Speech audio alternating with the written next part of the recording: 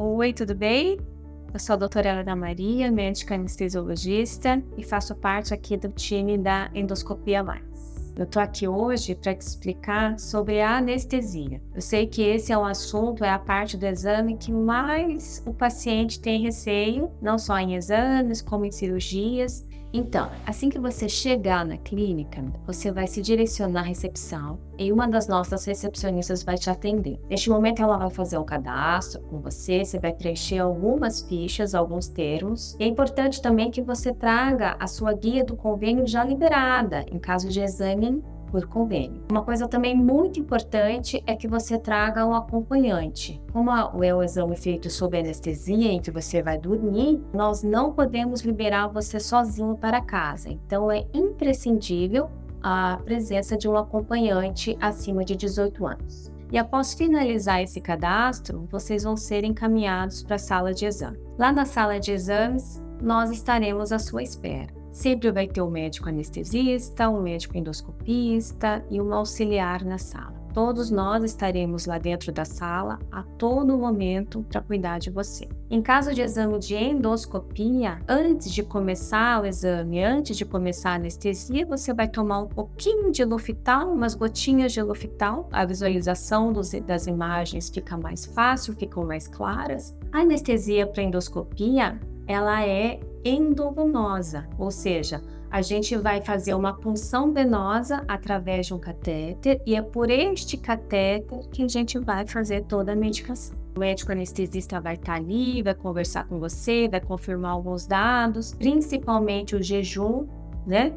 Para todos os exames, tanto endoscopia como colonoscopia. Endoscopia a gente precisa de pelo menos 8 horas de jejum. Então, a partir daí, a gente vai começar a anestesia. O anestesista vai puncionar uma veia e vai começar a administração da medicação. A droga que a gente mais utiliza é o Propofol, é uma droga mundialmente usada, uma droga moderna, segura. É normal sentir, né, quando estiver administrando a droga, um pouquinho de ardência na mão e no braço, esse é um efeito da droga, mas que se passa em segundos. De início começa uma sonolência leve e ela vai ficando cada vez mais proeminente até que você vai dormir e relaxar por completo. Pode ficar tranquilo que o exame só começa a partir do momento que você dormir por completo. O exame dura em torno de 5 minutos a 10 minutos, no caso da endoscopia, né? E nós estamos ali, ao seu lado, cuidando, monitorizando, fazendo de tudo para que você tenha o melhor exame e um sucesso absoluto. Assim que o exame finaliza, você ainda vai dormindo para uma sala de recuperação. Nessa sala de recuperação, nós temos uma outra equipe que vai cuidar de você, junto com o anestesista. Lá você permanece de 10 a 15 minutos, mais ou menos esse tempo. Aí você vai despertando, vai acordando, e assim, né, vai tendo um processo mais tranquilo para ir embora. E assim que você for liberado da sala de recuperação anestésica, você vai ser direcionado para o consultório onde o seu acompanhante está lá à sua espera, tá? Não só o acompanhante, como um chazinho, um pãozinho de queijo, uma bolachinha, para que você tenha a melhor experiência aqui na Endoscopia Mais. Muito obrigada por nos escolher, estaremos sempre à sua disposição. Usado como uma rápida alternativa para auxiliar a perda de peso.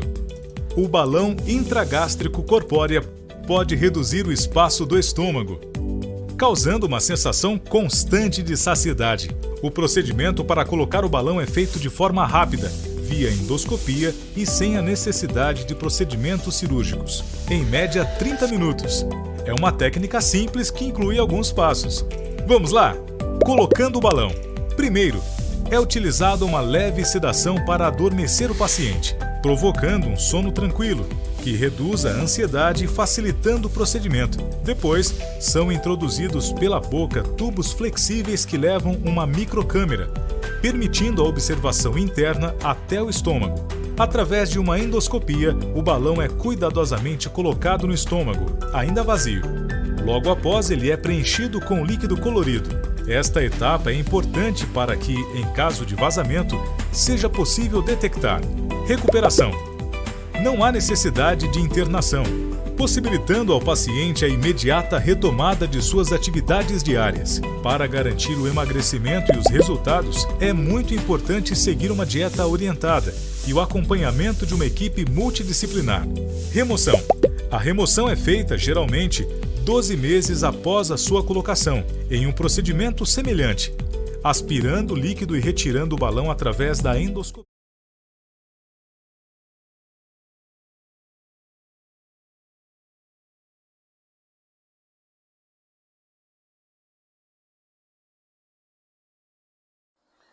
Então, colocação do balão SPATS, o que a gente faz? Ao invés de colocar ele junto com o invólucro envolvido no endoscópio, a gente envolve só o balão, que já está conectado à seringa com azul de metileno, e a gente introduz com uma alça de polipectomia. Por quê? Porque eu consigo ter visão direta. Principalmente na entrada do estômago, na retrovisão, eu consigo ter a certeza, pode abrir, que o balão está dentro do estômago. Então, eu tenho que colocar ele para o lado esquerdo, ó, tá? Para o lado esquerdo, geralmente. Olha lá. Fecha. Fechou. Eu vou deixar pro lado esquerdo. Tendo a certeza que na tela, olha lá a tela, eu não tenho isso dentro, na frente da câmera, não vai me atrapalhar. Passar um pouquinho de xilocaína gel.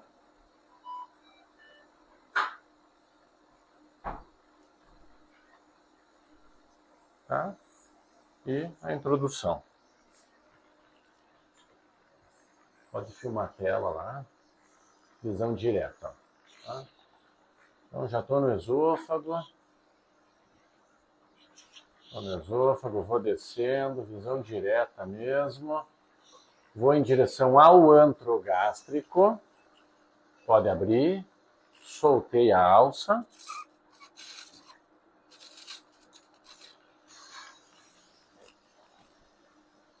Olha lá, o balão está todo dentro do estômago, tá? Então agora só a gente insuflar de 60 em 60 ml. Obrigado. Começando a colocação de um balão SPATS, é um balão de 12 meses ajustável. A introdução de soro fisiológico azul de metileno. Tá? Vou mostrar na tela lá. Caso o balão vaze, obviamente, a gente vê isso na urina. Tá? Olha lá, vamos insuflando, estamos dentro do estômago.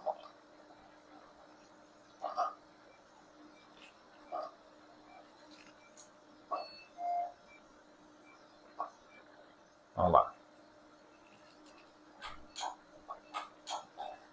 Segunda seringa. A gente vai colocar 600 ml. Esse é um balão que vai até 1 litro, é o único balão ajustável. Então, se o paciente perder peso e parar de perder, a gente pode aí nos próximos meses ajustar o volume para mais, até perto de 1 litro ou 1 litro. Se o paciente não tolerar o balão, a gente tem a facilidade de reduzir o volume, desinsuflar um pouco. Não é necessário retirar o balão. E como eu falei, 12 meses de duração. Esse é um balão aí que a gente espera a perda de 15, 20, eventualmente 25% do peso inicial. É uma paciente que está com sobrepeso, então vai ter um resultado bem favorável.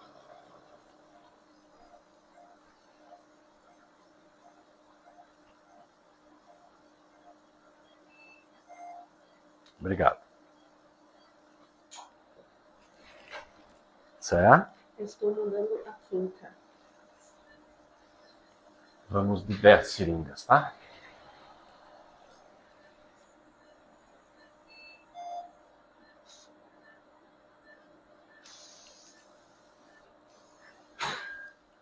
Mandando a sétima.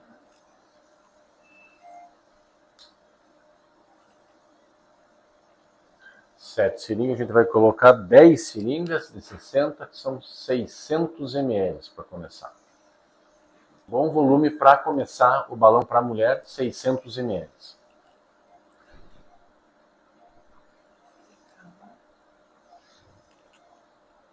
Tá fácil? Uhum.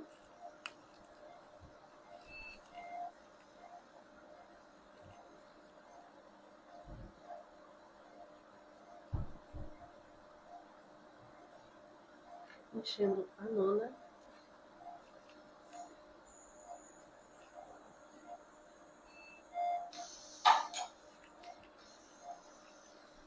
Mandando a nona.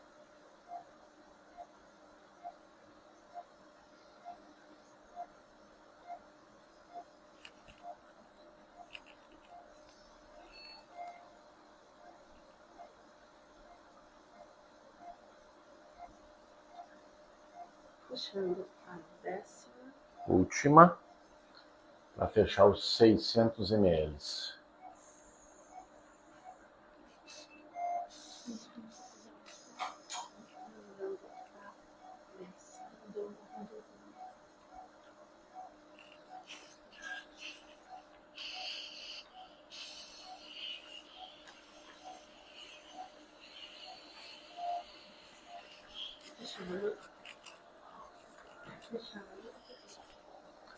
Aqui, ó, terminamos. A gente está com o conector no esôfago, a cordinha por onde a gente consegue fazer a insuflação. A gente vai lá para o estômago para começar a levar o conector para dentro da cavidade gástrica. Ele não pode ficar no esôfago, tá? Então, ó lá. Tá? Vamos levando devagarzinho.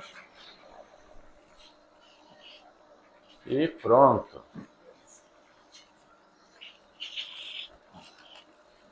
Olha lá.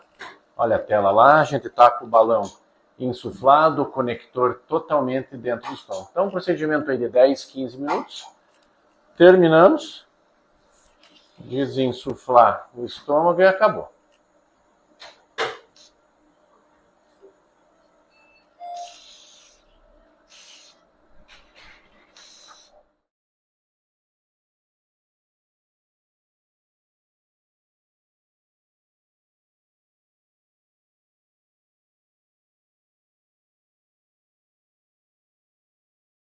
Celíaco não tem um estereótipo.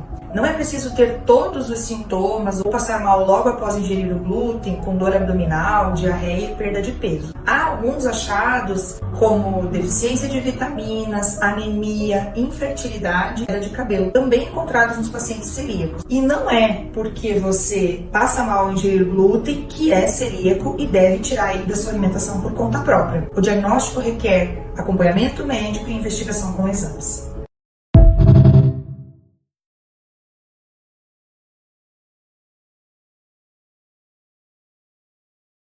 Você sabia que algumas causas de mau hálito podem estar relacionadas com o aparelho digestivo? Então, nós podemos afirmar que existem causas sim relacionadas com o aparelho digestivo. No entanto, são causas menos comuns. Nós temos a hérnia tal, né?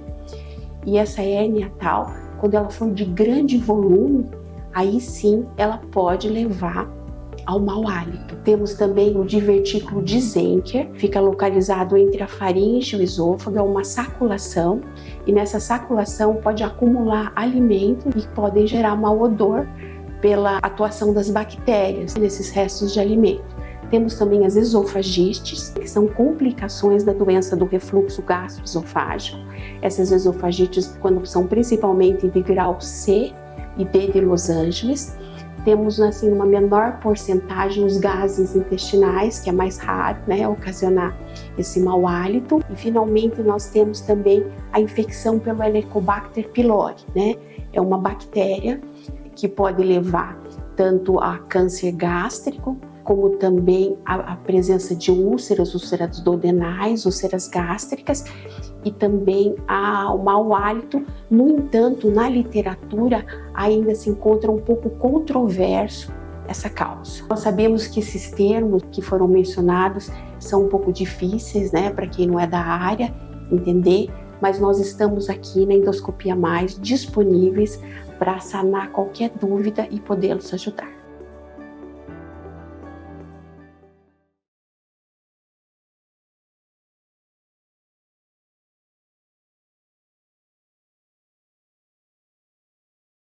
Olá, hoje a gente vai falar sobre a doença do refluxo, a famosa DRGE. Nessa época de calor, praia, piscina, é muito comum ter exageros alimentares. E nesses exageros alimentares, é normal você ter um pouco de sintoma de refluxo. Entretanto, se esse refluxo continuarem durante 2, 3 ou 4 vezes por semana, é melhor você procurar um médico. Principalmente se você estiver com dor de garganta, dor no peito, dor na barriga, desconforto para dormir, incomodando o teu sono, você chega a acordar por causa dessa sensação de azia e de refluxo, procure seu médico quanto antes e faça o exame necessário. Estamos aqui à sua disposição para realizar os exames e as consultas necessárias.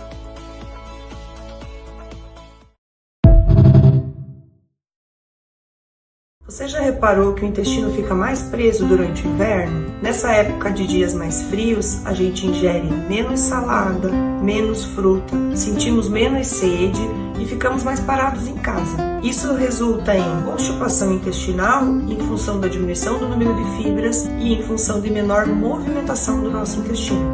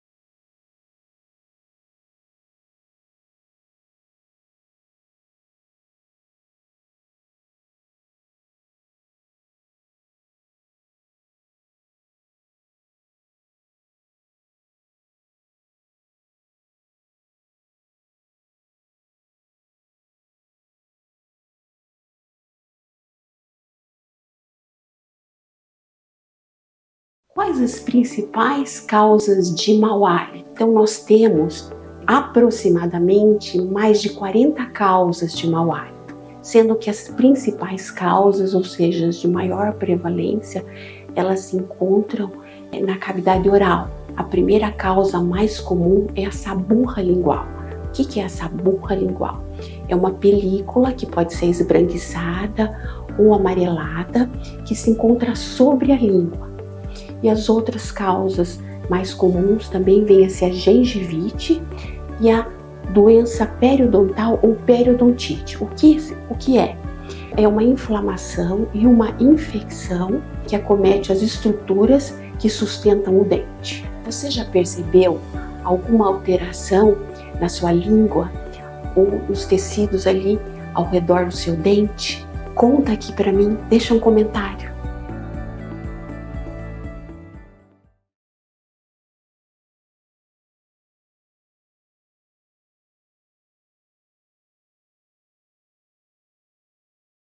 Por exemplo, no caso das hemorroidas, a hemorroida com o tempo ela vai dilatando, vai aumentando.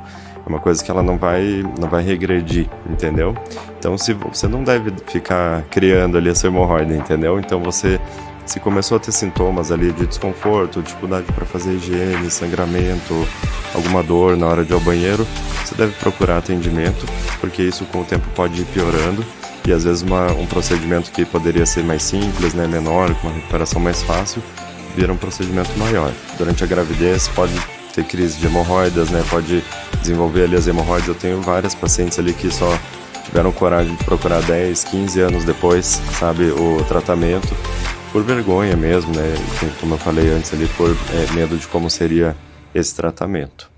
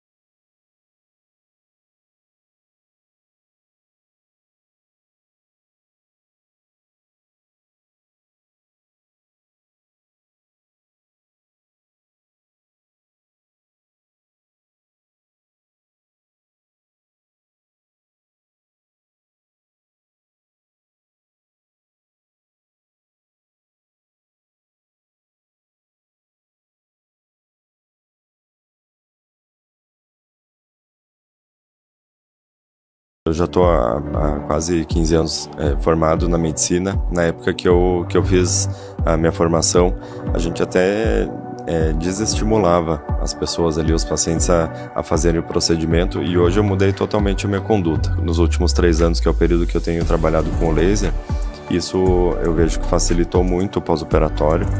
Eu vejo também que quanto antes você procurar o tratamento, menos agressivo vai ser o seu procedimento, vai ser menor o procedimento, a recuperação vai ser mais fácil. Então, não se preocupe, não precisa ter vergonha de ir ao médico, eu vejo isso ali todo dia. Então, eu não vou ficar julgando você também, mesmo que você demore para ir. Enfim, cada um tem a sua realidade, né?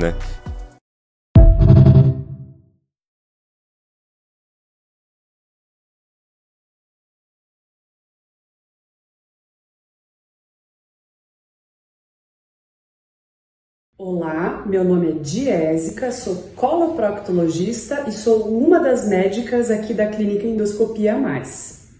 Hoje eu queria conversar um pouquinho sobre ressecção de pólipos do intestino. As ressecções de pólipos do intestino são medidas muito importantes para a prevenção do câncer de intestino. Vou apresentar um caso que aconteceu esses dias aqui na clínica. Paciente feminina de 48 anos, não tinha nenhuma queixa. Ela veio para fazer um exame de rotina e durante o exame a gente teve uma surpresa. Nós encontramos este pólipo ali. Esse pólipo já é um pólipo grande, e ele precisa ser ressecado. Por ele ser um pouco maior, a gente precisa usar alguns instrumentos, alguns materiais. Esse pólipo, ele tem um pescoço e dentro desse pescoço passam vasos sanguíneos. Então, se a gente simplesmente retirar, pode ocorrer um sangramento. Então, isso é uma coisa muito importante. Pode ser que você faça o exame e o médico diga que foi necessário fazer uma mucosectomia, ou que foi necessário usar uma alça de polipectomia. O que significa isso?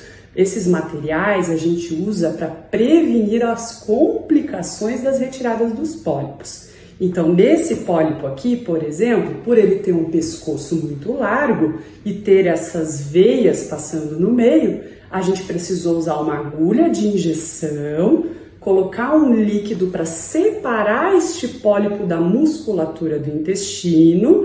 Depois a gente passou uma alça em volta do pescoço do pólipo, conectou esse material na energia para fazer uma cauterização com energia elétrica. Então veja só, não é simplesmente chegar ali, detectar um pólipo e retirar. Tudo depende do tamanho do pólipo, do formato do pólipo. Por isso que você precisa sempre se atentar ao local e à equipe que vai fazer o seu exame de colonoscopia para sua segurança. A gente precisa de material adequado, equipe qualificada e conhecimento da melhor técnica para cada tipo de lesão dentro do intestino. Então, faça o seu exame preventivo e saiba que se o médico encontrar alguma lesão e retirar, isso é bom. A gente consegue resolver e retirar esses pólipos na maioria dos casos. E é assim que a gente previne que você tenha uma lesão lá no futuro muito mais grave.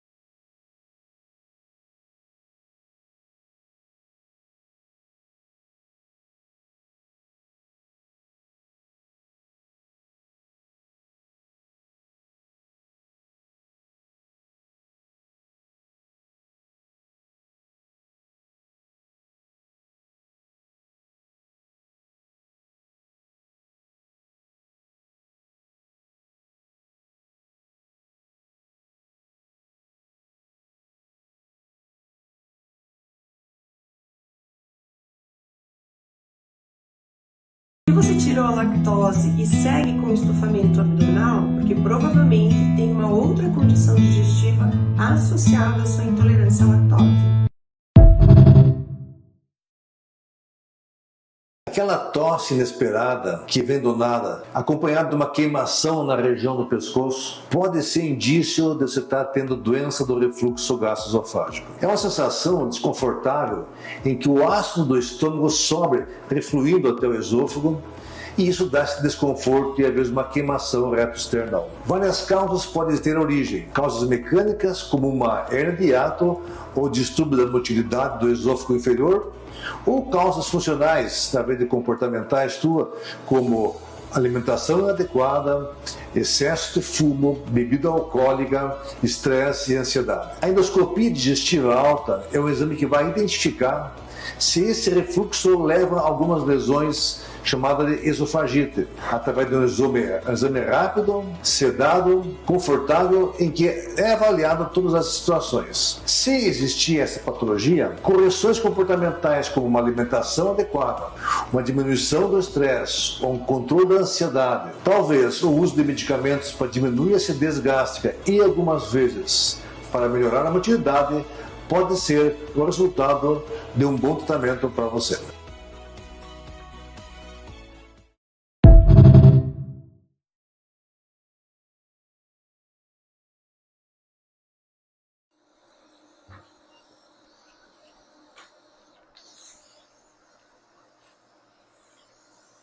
Essa é uma paciente que fez um bypass gástrico em 2017, teve uma boa perda de peso e teve um reganho de peso, uma recorrência de peso de mais de 20% do seu peso perdido. Então esse é um critério que a gente utiliza para dizer que o paciente reganhou peso. Então a gente está fazendo o exame dela, ela já tem um exame prévio, um paute pequeno, 5 centímetros, uma anastomose larga, em torno de 25 milímetros. Tá? Nosso objetivo é reduzir essa anastomose para 9 a 12 milímetros. Então a gente vai fazer uma sessão de plasma de argônio, a primeira sessão dela. Em 2 meses a gente vai repetir a endoscopia para ver quanto ela perdeu de peso e que tamanho essa anastomose vai ficar. Tá? A gente utiliza uma máquina que eu acredito ser a melhor do mercado, que é um cautério Erbe alemão. Tá? São poucos que existem aí com essa função, principalmente aqui no nosso estado. Então, olha lá.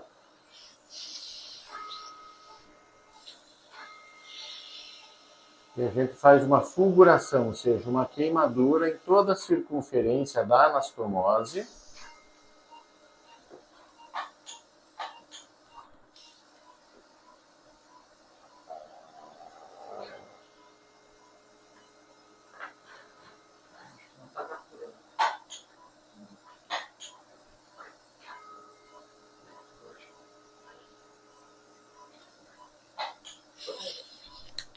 Então, a gente vai fazendo a fulguração em toda a circunferência aqui,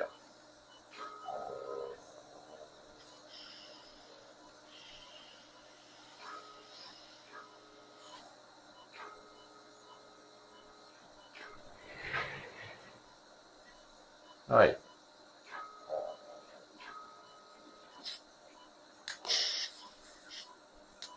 Aumenta um pouquinho o CO2 para mim, daí.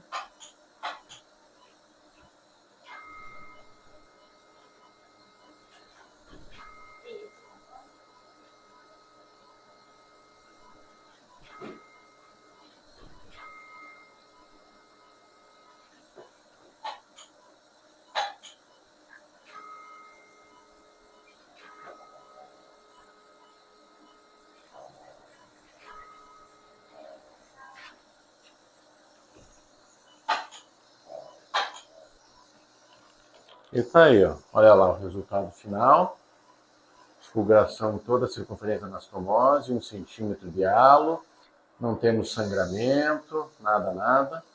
E em 2 meses a paciente volta para uma endoscopia de controle, que a gente espera que ela esteja já com 10 a 15% do seu peso a menos. Tá?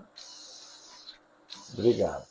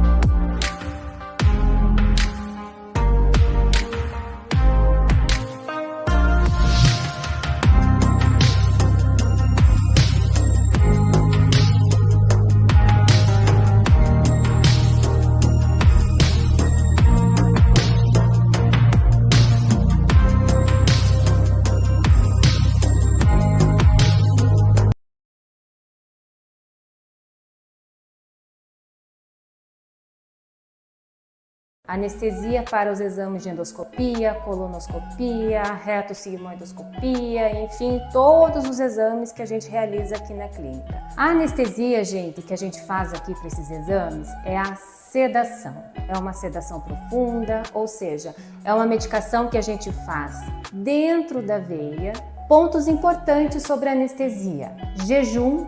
Nós precisamos que o paciente esteja em jejum de pelo menos 8 horas para a realização dos exames. Nós precisamos que os pacientes tragam os seus acompanhantes. O paciente não pode ser liberado sozinho aqui da clínica. Isso não é norma aqui da nossa clínica, é uma norma da legislação e é uma norma de segurança para cada paciente. O paciente sai daqui um pouco sonolento, com os reflexos diminuídos, a memória fica alterada, então é imprescindível a presença do acompanhante na hora de ir embora. Outras coisas também que o anestesista vai solicitar, né?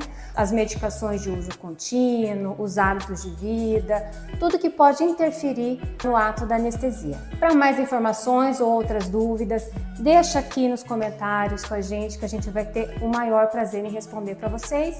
Esperamos vocês aqui este ano na clínica, que ainda tem bastante novidade. Até!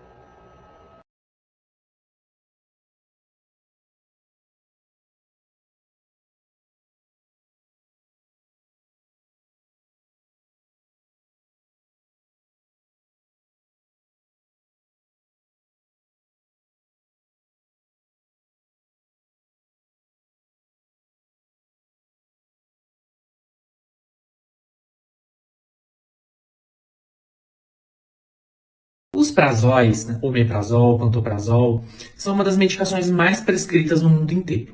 Quase que 2/3 das pessoas que usam elas não sabem o motivo, não tem nenhum tipo de indicação médica. Então, por isso que toda vez que eu vou prescrever esse remédio, eu sempre falo para os pacientes que a gente vai ter um início, um meio e o fim. Mais importante, às vezes, do que prescrever é saber a hora que a gente vai ter que suspender elas. Por quê? Não são uma medicação que estão isenta de nenhum tipo de complicação, apesar de raro. E raríssimos são os casos que a gente vai precisar usar elas cronicamente, por anos, por exemplo. E como que esses prazóis funcionam, então? Eles vão diminuir a produção de ácido do estômago. Com isso, eles vão alterar o pH, vão aumentar o nosso pH gástrico. Com isso, o corpo vai entender que está faltando ácido no estômago, ele não entende que a gente está tomando um remédio. Como consequência disso, ele aumenta a produção da gastrina, um hormônio que ele vai aumentar a proliferação de células produtoras de ácido. E aí, quando o paciente vai lá e suspende o prazol, ele pode ter um efeito chamado de rebote ácido. Toda aquela população de células que foram produzidas para tentar compensar o pH que estava alterado, vão produzir de uma vez só o ácido clorídrico e com isso alguns pacientes, não todos, podem ter alguns sintomas de dor, de piora de azia, queimação, devido a esse efeito rebote. E qual que é a maneira certa então de suspender o prazol? Tem na literatura um único estudo que compara suspender abruptamente ou ir fazendo o desmame gradual. O resultado desse estudo foi que as duas maneiras são eficientes. Os pacientes conseguem se livrar do prazol fazendo dos dois jeitos. Porém, é importante lembrar que caso você suspenda abruptamente e tenha esse efeito de rebote ácido, você pode lançar a mão sim de nesses dias usar sob demanda o seu prazol ali por 1, 2, 3 dias para alívio dos sintomas.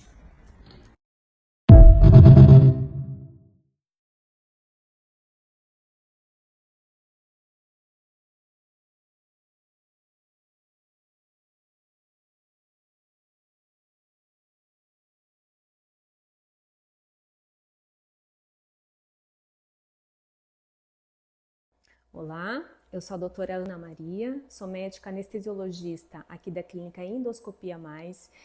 E se você é mulher, tem 45 anos de idade ou mais, este meu recado aqui é para você. Só durante essa semana, enquanto nós realizamos vários exames aqui na clínica, 2 pacientes femininas foram identificadas com lesão suspeita de câncer coloretal durante a colonoscopia. Então, você que é mulher, tem 45 anos ou mais, tem histórico de câncer na família, aproveite o mês da mulher. Estamos agora no Março Azul, que é o mês da conscientização sobre o câncer coloretal, e cuide da sua saúde, se cuide, vá atrás, e nós aqui da Endoscopia Mais estaremos de portas abertas para te entender. Até. Oi, tudo bem? Eu sou a doutora Ana Maria, médica anestesiologista e faço parte aqui do time da Endoscopia Mais. Eu tô aqui hoje para te explicar sobre a anestesia. Eu sei que esse é um assunto, é a parte do exame que mais o paciente tem receio, não só em exames, como em cirurgias.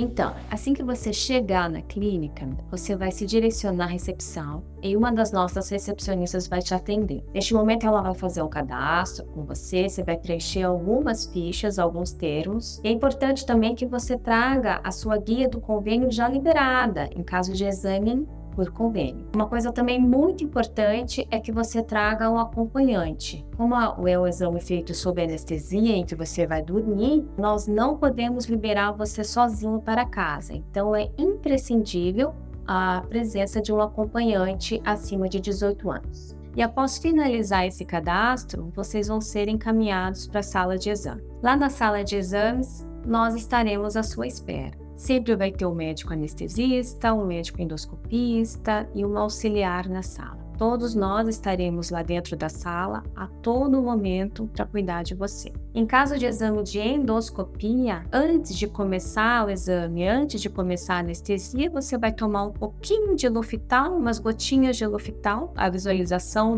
das imagens fica mais fácil, ficam mais claras. A anestesia para endoscopia, ela é endovenosa, ou seja, a gente vai fazer uma punção venosa através de um catéter e é por este catéter que a gente vai fazer toda a medicação. O médico anestesista vai estar ali, vai conversar com você, vai confirmar alguns dados, principalmente o jejum, né? Para todos os exames, tanto endoscopia como colonoscopia. Endoscopia a gente precisa de pelo menos 8 horas de jejum. Então, a partir daí, a gente vai começar a anestesia. O anestesista vai puncionar uma veia e vai começar a administração da medicação. A droga que a gente mais utiliza é o Propofol, é uma droga mundialmente usada, uma droga moderna, segura. É normal sentir, né, quando estiver administrando a droga, um pouquinho de ardência na mão e no braço, isso é um efeito da droga, mas que se passa em segundos. De início começa uma sonolência leve e ela vai ficando cada vez mais proeminente até que você vai dormir e relaxar por completo. Pode ficar tranquilo que o exame só começa a partir do momento que você dormir por completo. O exame dura em torno de 5 minutos a 10 minutos, no caso da endoscopia, né? E nós estamos ali, ao seu lado, cuidando, monitorizando, fazendo de tudo para que você tenha o melhor exame e um sucesso absoluto. Assim que o exame finaliza, você ainda vai dormindo para uma sala de recuperação. Nessa sala de recuperação nós temos uma outra equipe que vai cuidar de você, junto com o anestesista. Lá você permanece de 10 a 15 minutos, mais ou menos esse tempo. Aí você vai despertando, vai acordando, e assim, né, vai tendo um processo mais tranquilo para ir embora. E assim que você for liberado da sala de recuperação anestésica, você vai ser direcionado para o consultório onde o seu acompanhante está lá à sua espera, tá? Não só o acompanhante, como um chazinho, um pãozinho de queijo, uma bolachinha, para que você tenha a melhor experiência aqui na Endoscopia Mais. Muito obrigada por nos escolher, estaremos sempre à sua disposição.